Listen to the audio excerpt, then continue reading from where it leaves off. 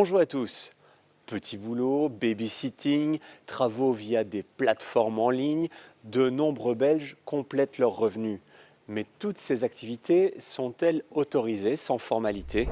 Je m'appelle Ali Arabe, je suis conseiller en création d'entreprise au sein du service d'information de Hub Brussels, un service d'information qui est là pour les entrepreneurs. Ce qui me motive chaque jour, c'est la volonté de simplifier et de faciliter la vie des entrepreneurs. À partir de quand un revenu complémentaire doit-il être déclaré?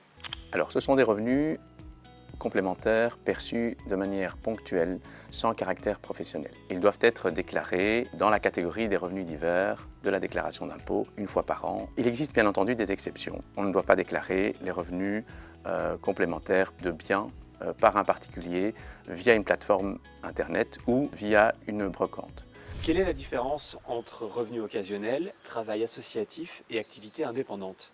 Un revenu occasionnel, c'est un revenu ponctuel non professionnel. Il doit être déclaré dans la catégorie revenus divers et il sera taxé à un taux d'imposition de 33%. Il n'y a pas de cotisation sociale et il faut vraiment faire attention que ce ne soit pas une activité régulière et organisée. Sinon, vous risquez la requalification en activité professionnelle. Pour le travail associatif, c'est une activité rémunérée au sein d'une ASBL.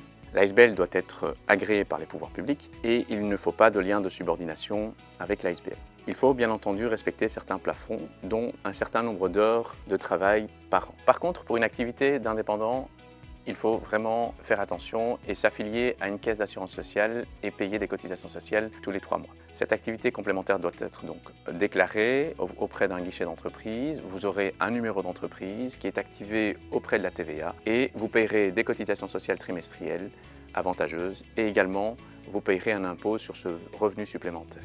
Si je travaille via des plateformes de petits services ou que je fais du babysitting pour mon voisin, est-ce que j'ai des obligations légales à respecter?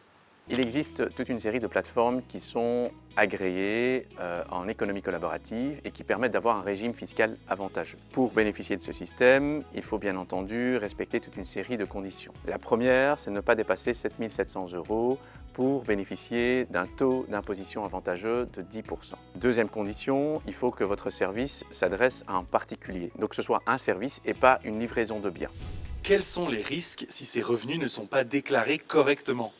Vous devez systématiquement penser à déclarer vos revenus dans la déclaration d'impôt une fois par an. Si vous ne déclarez pas les revenus complémentaires, vous risquez des sanctions, des amendes, une requalification de vos revenus en revenus professionnels et également des cotisations sociales à payer pour les années ou les mois que vous avez prestés ou les revenus que vous avez reçus les derniers mois. Très important aussi, il faut faire attention à avoir systématiquement une fiche fiscale. Que ce soit un travail dans une plateforme collaborative ou dans une ASBL, il faut systématiquement demander votre fiche fiscale pour savoir si cette activité a été déclarée par la plateforme ou l'ASBL directement à l'administration. On l'a vu, un revenu même modeste peut avoir des conséquences fiscales et sociales. Mieux vaut donc bien se renseigner avant de se lancer. Retrouvez tous nos conseils sur notre site internet. À bientôt et n'oubliez pas qu'entreprendre, c'est plus facile quand on est bien guidé.